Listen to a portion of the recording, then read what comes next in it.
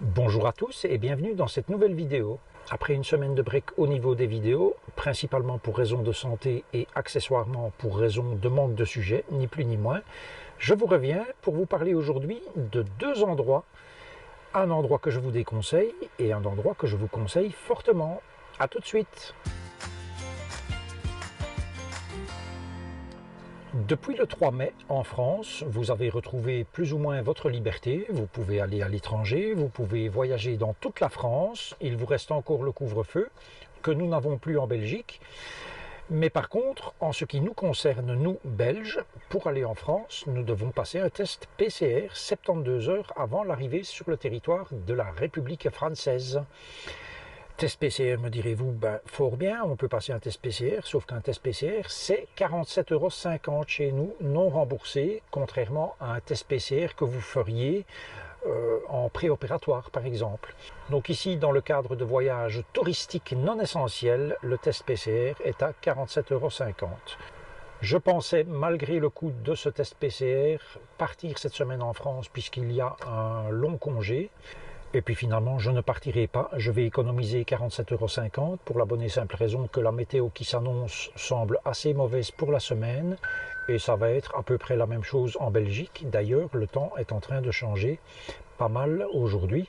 Comme je le disais, en Belgique, nous n'avons plus de couvre-feu. Maintenant, voyager la nuit, ça n'a guère d'intérêt. Vous avouerez qu'on ne voit pas grand-chose, à part l'éclairage des autoroutes chez nous en Belgique, qui est sublime. Hein. S'il y a bien un truc qui marche chez nous, c'est l'éclairage des autoroutes. Donc, ça ne change pas grand-chose pour nous qu'il y ait un couvre-feu ou qu'il n'y en ait pas. Nous sommes, je vais dire, quand même toujours coincés en Belgique.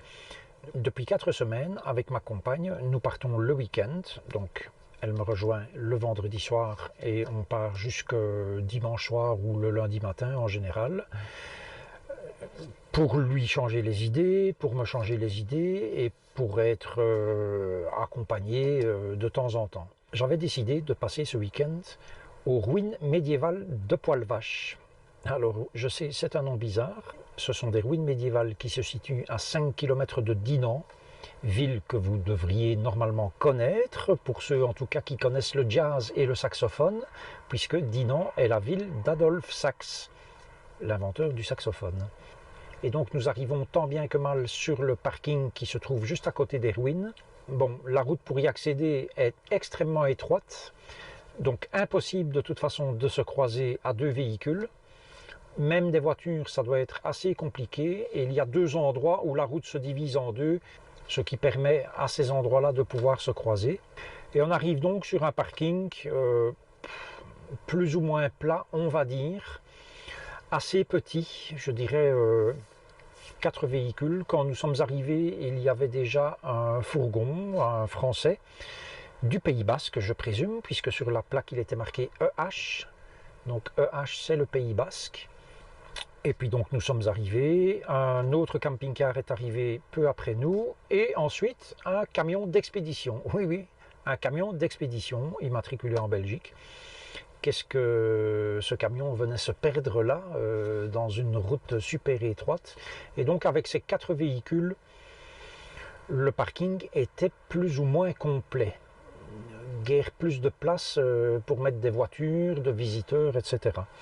Parking très encaissé dans les arbres, donc très cru. On sentait vraiment le cru quand on sortait du van.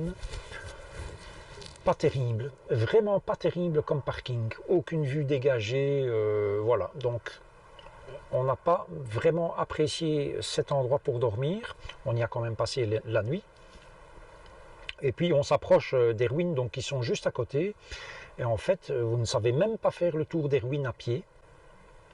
Vous voyez sur l'image ici, à droite, le parking, donc vous voyez que c'est quand même assez petit, ça a été filmé vendredi soir, avant l'arrivée du camion d'expédition. Les ruines du château médiéval de Poil-Vache s'étendent sur un ensemble de 2,5 hectares. C'est le plus vaste ensemble fortifié du Moyen-Âge, conservé, nous dit-on sur le site poilvache.be. Bon, on ne doit pas avoir exactement la même notion de conservation. Donc c'est le plus vaste ensemble fortifié du Moyen-Âge conservé de la vallée de la Meuse.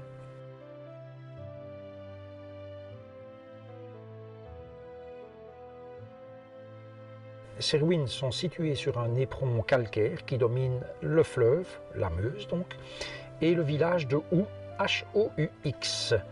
Les murailles sont du XIIIe au XVe siècle, avec des tours, et donc cela protégeait la ville et le château.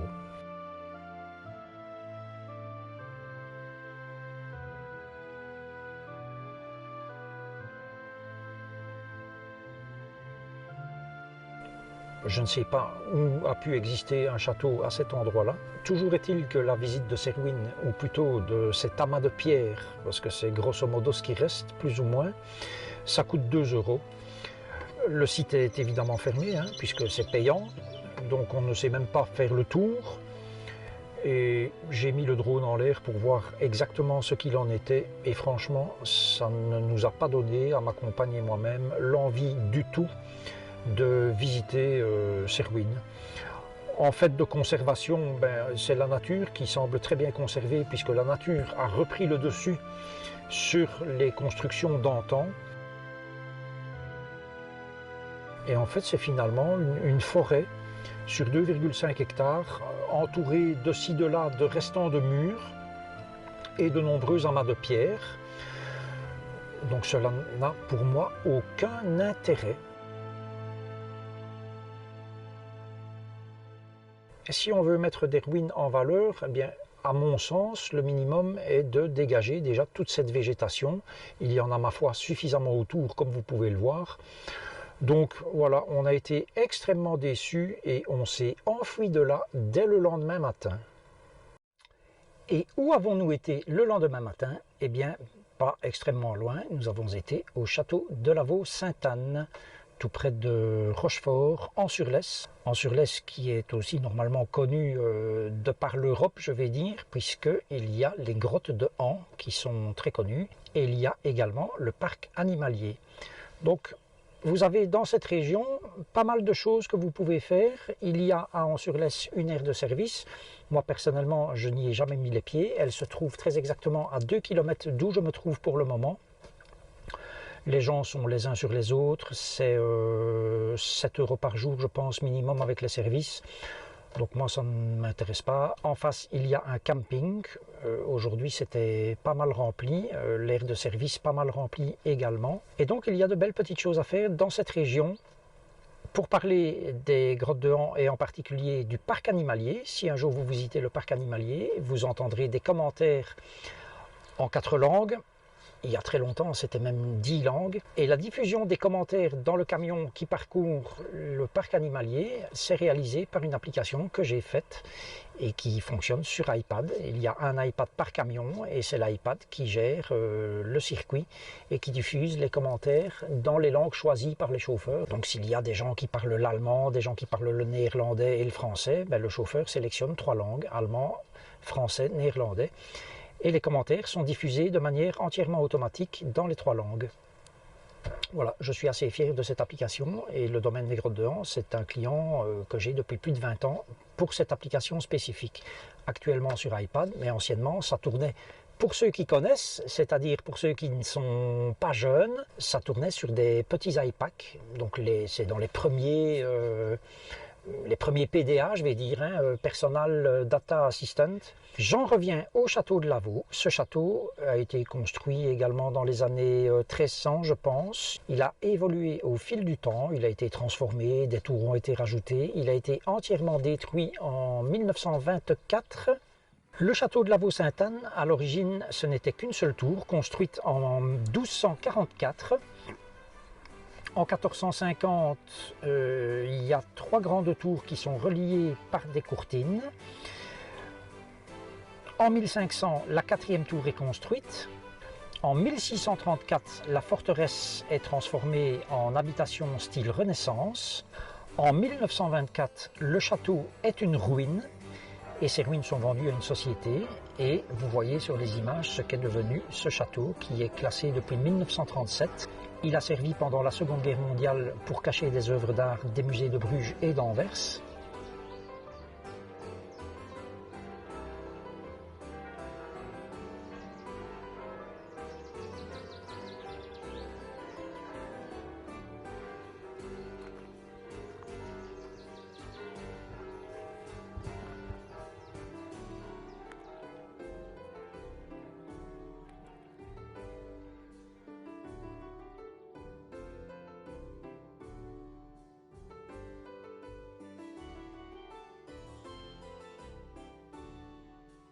Et depuis 1934, le château appartient à une ASBL, donc association sans but lucratif, à ne pas confondre avec une ALSB, qui était une association lucrative sans but. Et donc le château appartient à une ASBL qui en assure l'entretien. Et vous voyez que ce site, ma foi, en comparaison des ruines de Poil-Vache qui appartiennent à la région wallonne, vous voyez que ici le château de Lavaux-Sainte-Anne est dans un état assez exceptionnel et il est visitable pour la somme de 8 € par adulte. J'ai fait la visite de ce château avec ma compagne et c'était, ma foi, très intéressant. Je ne regrette pas d'avoir dépensé les 8 €. Je n'ai guère filmé à l'intérieur parce que j'étais pris par la visite et parce que j'étais aussi accompagné de Maya. Maya, qui, je le rappelle, est la petite chienne de mon ex-femme, qui accessoirement est d'ailleurs toujours ma femme, et j'en avais la garde ce week-end. Je pense que ça va être le cas de nombreux week-ends, puisque mon ex-femme travaille dans un restaurant, et que depuis ce week-end, les terrasses des restaurants en Belgique sont ouvertes.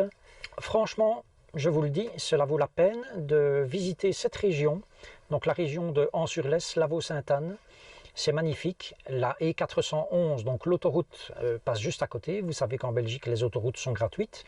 Alors dans la majeure partie de la Wallonie, les autoroutes sont pourries, comme toutes les routes d'ailleurs. Mais voilà, c'est un axe majeur qui relie quand même Arlon, donc la porte d'entrée de la Belgique en venant du Grand-Duché de Luxembourg, jusque Bruxelles. Et Lavaux-Sainte-Anne se trouve juste à côté de la E411 et An-sur-Lesse se trouve également à quelques kilomètres de là. Vous pourrez également visiter, si le cœur vous en dit, les ruines du château de Rochefort. Rochefort, pas en France, hein, bien évidemment. Le Rochefort qui se trouve à quelques kilomètres de An-sur-Lesse. Enfin voilà, il y a vraiment de belles choses à faire et c'est ici une très belle région où je passe par ailleurs le plus clair de mon temps puisque ça se situe à plus ou moins équidistance des quelques clients qu'il me reste et dont je m'occupe toujours.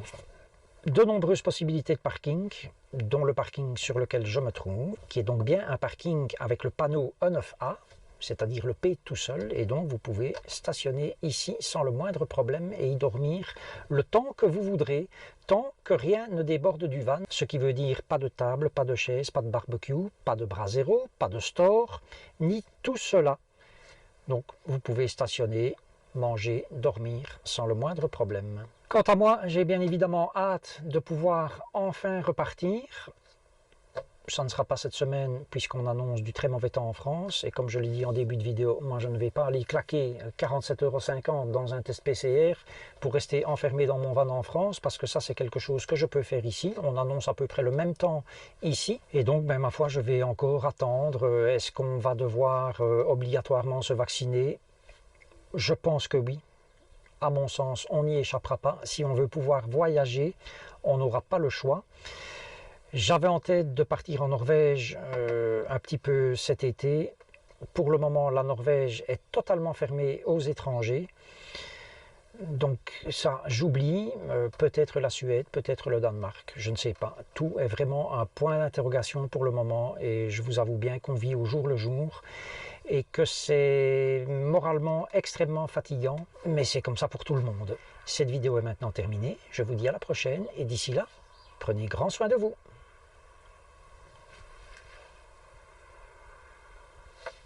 J'ai cru que je n'enregistrais pas. C'eût été une catastrophe.